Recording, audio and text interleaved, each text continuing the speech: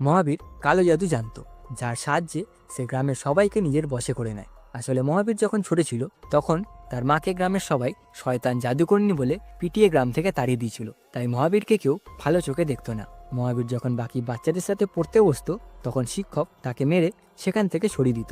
মহাবীর গ্রামের লোকেদের সাথে মিলেমিশে থাকতে চাইতো, তাই সে গ্রামের মানুষদের জন্য জলের ব্যবস্থা করে। কিন্তু এত কিছু করার পরেও গ্রামের পুরোহিত তাকে অপায়া বলে তাড়িয়ে দেয়। এই সব কিছুর পর মহাবীর হার মেনে নেয়। সে খুব অপমানিত ফিল করে আর সে ভগবানকে দোষ দিতে থাকে। এমনটা দেখে গ্রামের সবাই তাকে একটি খুঁটিতে বেঁধে পাথর ছুঁড়ে মারতে থাকে। এরপর একদিন গ্রামে আগুন লেগে যায়। মহাবীর বেঁচে গেল, গ্রামের বাকিরা আগুনে পুড়ে মারা যায়। তখনই সেখানে একটি গুরুজি আসে। সে মহাবীরকে বিব্রত দেখে তাকে নিজের গ্রামে নিয়ে আসে। গুরুজি মহাবীরকে খুব ভালোবাসত, সে তাকে নিজের ছেলের মতো পালন করত। এরপর মহাবীর সেই গুরুজিটিকে নিজের গুরু বলে মেনে নেয়। গুরুজি কিছুই জানতো না, তাই সে মহাবীরকে সব রকমের তন্ত্রবিদ্যা শেখাতে থাকে। কিছু সময়ের মধ্যেই মহাবীর গুরুজির থেকেও ভালো মন্ত্র শিখে যায় আর তার শক্তির দুর্ব্যবহার করতে থাকে। কিন্তু এইসব কিছু দেখে গুরুজি তন্ত্রের গ্রন্থটি মহাবীরের বদলে তার ছেলেকে দিয়ে দেয়, যা দেখে মহাবীর রেগে গিয়ে তার তন্ত্রবিদ্যার মাধ্যমে একটি জাদুই কড়া বানায়। আর গুরুজির আদেশ এই মিথ্যে কথাটি বলে সেই কড়াটি গ্রামের সবাইকে পরিয়ে দেয়। এরপর সে